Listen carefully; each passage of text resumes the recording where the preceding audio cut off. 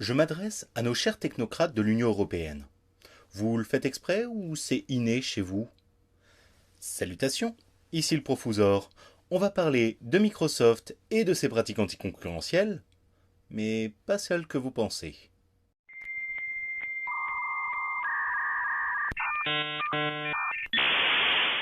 La Commission européenne se penche sur le cas de Teams. Accusé par Slack de profiter de son intégration à Office pour imposer ses règles auprès des utilisateurs, Teams va être examiné par la Commission européenne qui interroge les concurrents de Microsoft. Donc Slack ou Teams, c'est juste une plateforme pour pouvoir dialoguer en direct, échanger des fichiers ou faire des visioconférences avec ses collaborateurs ou des invités qui justement peuvent rejoindre des canaux de discussion. L'an dernier, Slack attaquait Microsoft devant la Commission européenne. La plateforme collaborative reprochait à son pire ennemi de reproduire avec Teams et Office ce qu'il faisait à une époque avec Internet Explorer et Windows, à savoir une intégration par défaut qui ne laisse guère le choix à l'utilisateur et permet au géant de Redmond de gonfler ses chiffres.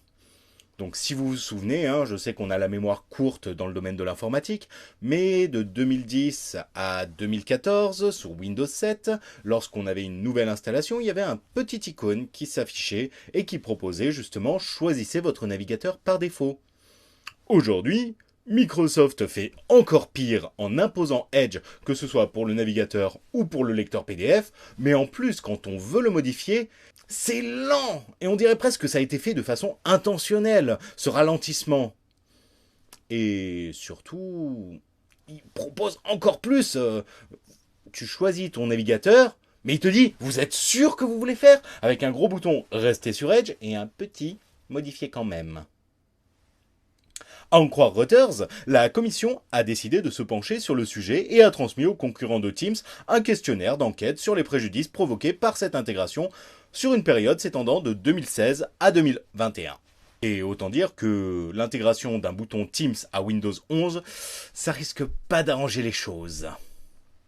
Slack soulignait dans sa plainte que regrouper Teams et Office, oui, on va pas parler justement du fait que Microsoft Office rajoute aussi un compte OneDrive, une adresse email Microsoft de façon intrusive, de façon quasi obligatoire à chaque fois qu'on installait leur logiciel.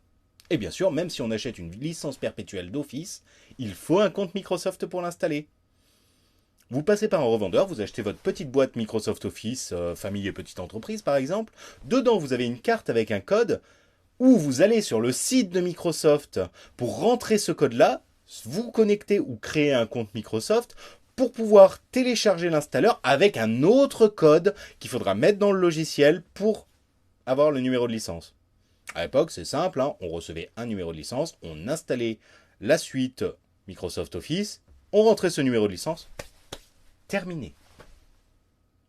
À croire que ça a été fait exprès de vouloir complexifier la chose. Sauf si bien sûr vous vous abonnez. Là, c'est 2 clics et c'est terminé. Slack soulignait dans sa plainte que regrouper Teams et Office portait préjudice à une saine compétition sur le marché de la collaboration, du fait de la préinstallation de Teams et de la difficulté de s'en débarrasser, et surtout de l'opacité de Redmond, de Microsoft, sur les sujets d'interopérabilité.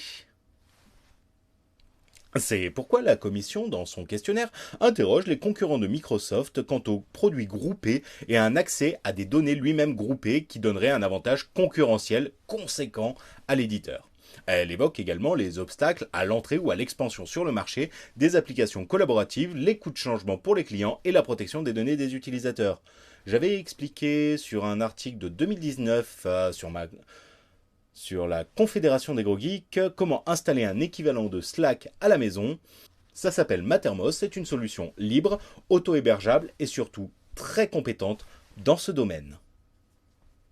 Les interrogés sont également invités à fournir une liste de leurs anciens clients qui sont passés à Microsoft Teams ou à Office, le pourcentage de revenus qu'ils ont perdu en conséquence, ainsi que l'impact des produits intégrés sur leur investissement dans l'innovation et la qualité, ainsi que sur le prix de leurs produits.